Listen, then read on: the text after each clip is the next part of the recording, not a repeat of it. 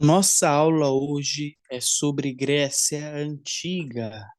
Esse conteúdo aqui é um pouco mais difícil do que o Egito, por exemplo, e é maior, então vai ser dividido em algumas partes. Essa daqui é a parte número um, tá? Vamos começar primeiro com a geografia. Qual que é a geografia da Grécia Antiga? Ela é banhada pelo mar Mediterrâneo. Qual a importância desse mar Mediterrâneo? O mar Mediterrâneo é muito importante para comércio. Ele liga vários povos.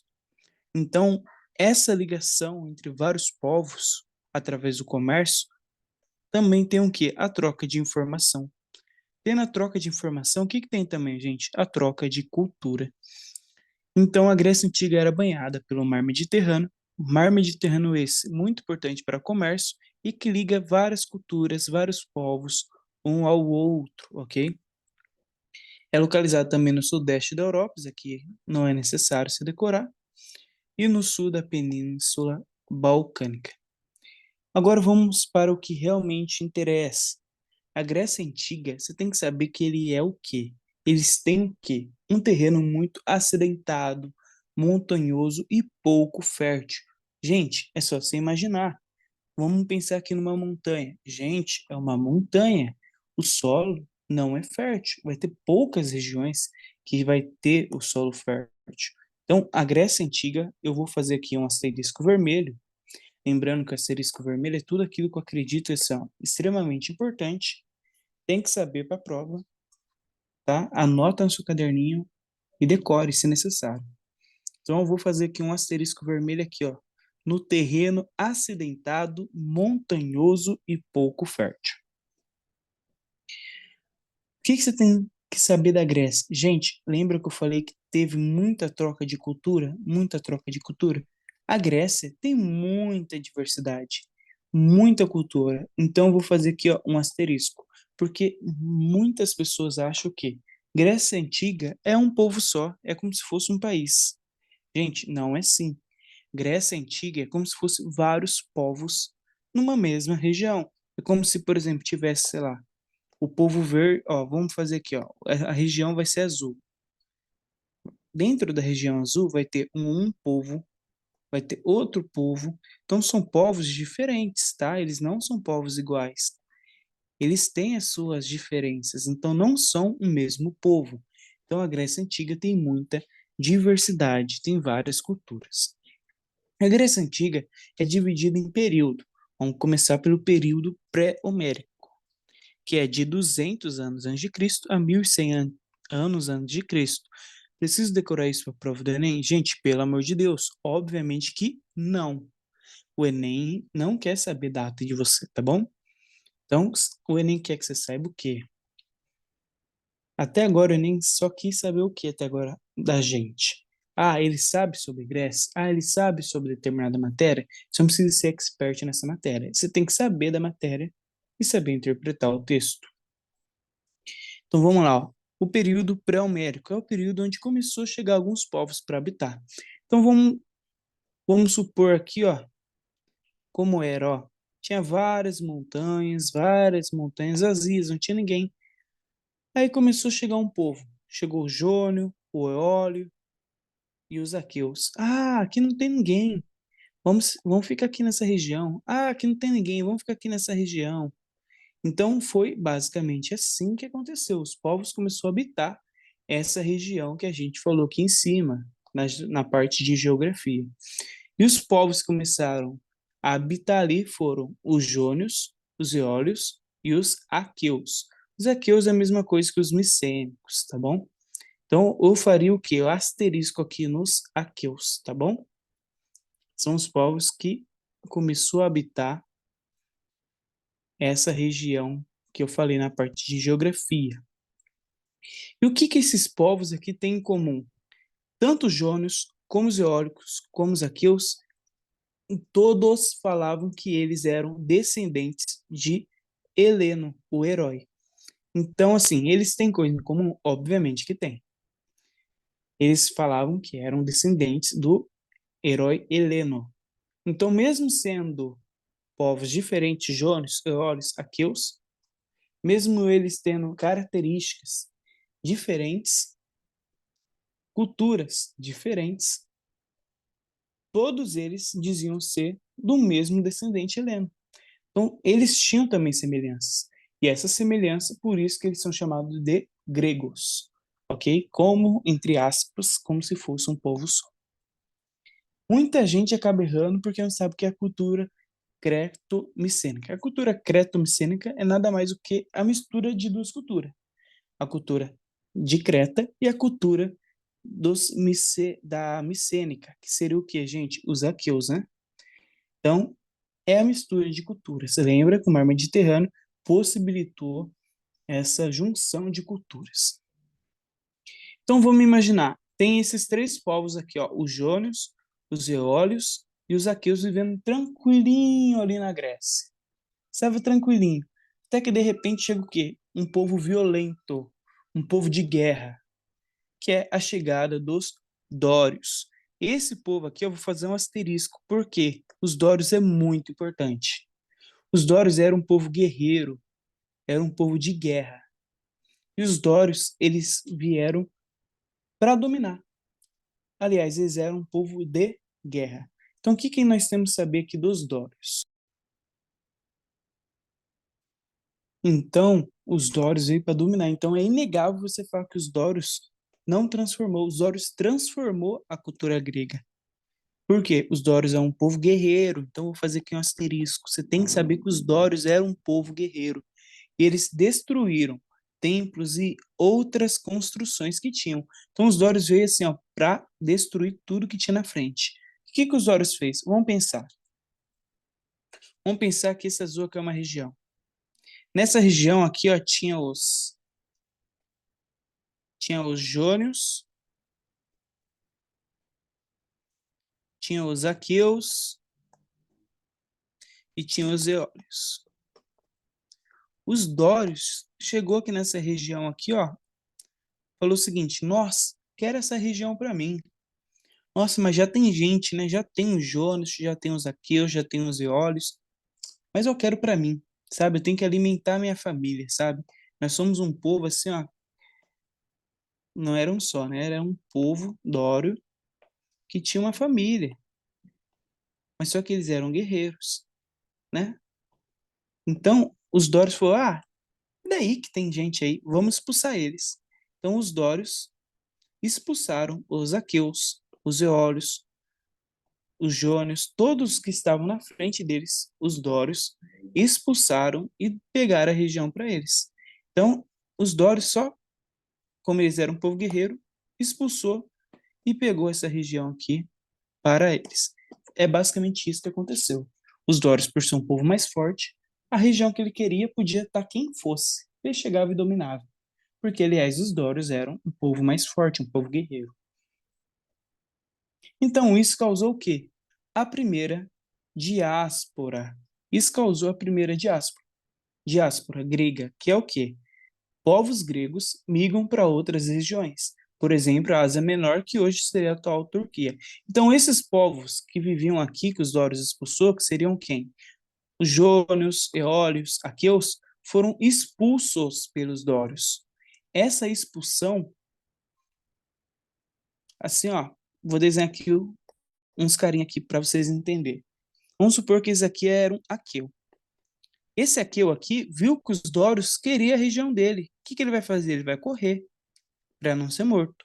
Esse aqueu vai correr dessa região e vai deixar essa região para o Dório, para os Dórios.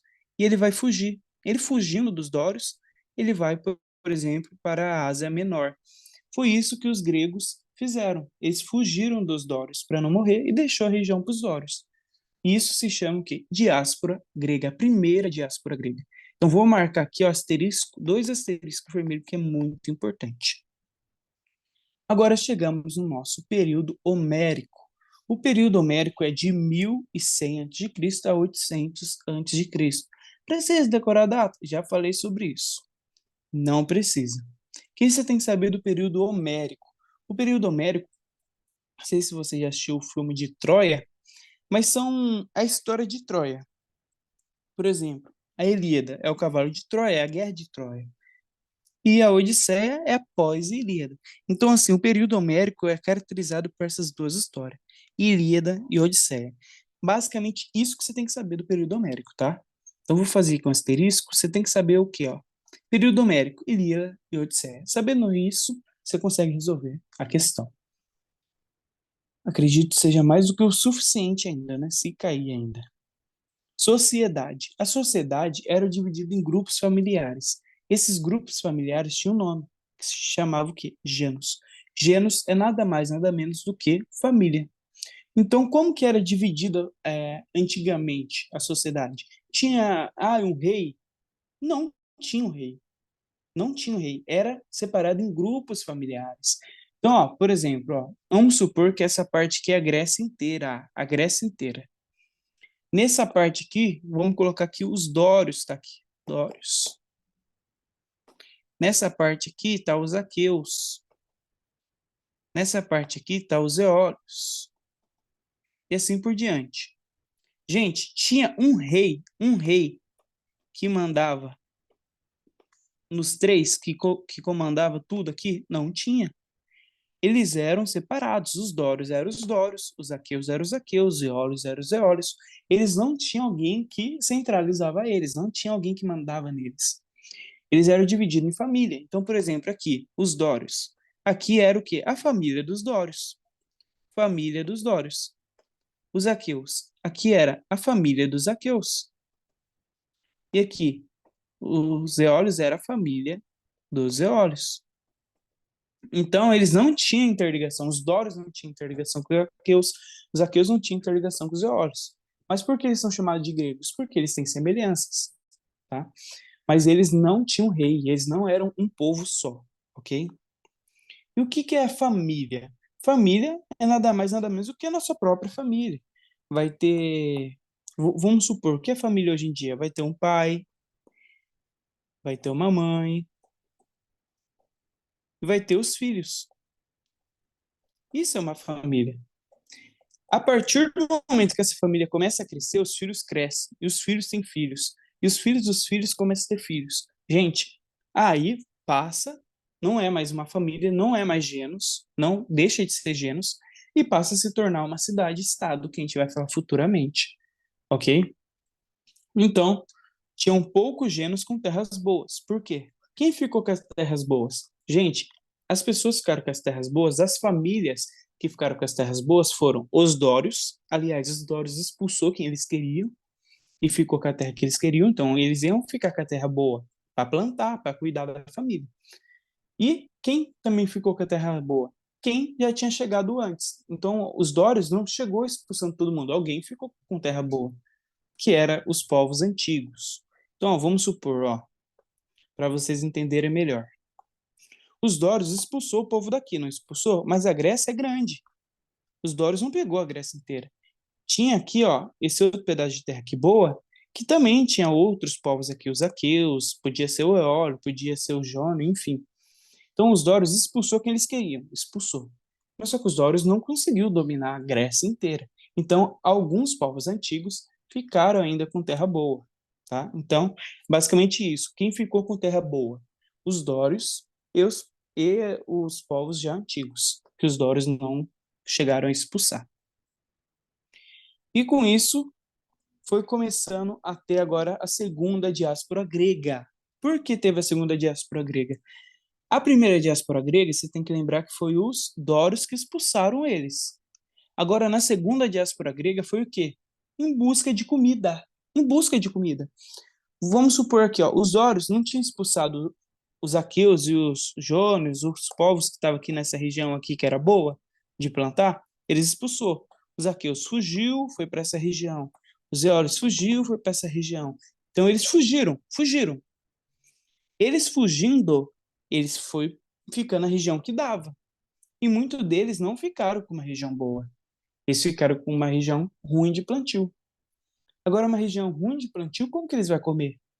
Eles têm que ir em busca de comida. Então, essa é a segunda diáspora grega. Busca por terras boas. Então, quem estava com terra ruim precisava comer. Ele tinha que ir atrás de terra boa para plantar. Então, essa foi a segunda diáspora grega. Então, você tem que saber o que é a primeira diáspora grega, você tem que saber o que é a segunda diáspora grega. Então, ó, isso foi expandindo a cultura grega, porque quanto mais eles percorriam um caminho em busca de terra boa para plantar, mais a expansão da cultura grega se expandia. Então, ó, terras pouco férteis. Isso daqui vou marcar um asteriscão, porque você tem que saber. A Grécia, já falei 1000 vezes, estou falando mais uma vez. A Grécia é caracterizada por terras pouco férteis, porque era um terreno de montanha, um terreno que não é bom para planta, para plantar. Então, qual que é o principal recurso da Grécia? O comércio. Lembra do mar Mediterrâneo? A Grécia fez muito comércio, tá bom? Então, quem foi achando terra boa, conseguiu plantar. Conseguindo plantar, ele não ia conseguir plantar tudo, né? Não ia conseguir plantar arroz, mandioca, sei lá, feijão, tudo. Não ia conseguir plantar tudo. Ele ia escolher alguma coisa para plantar. Vamos supor que ele plantou milho. E aí, ele vai comer milho todo dia? Não, ele tem que trocar por alguma coisa.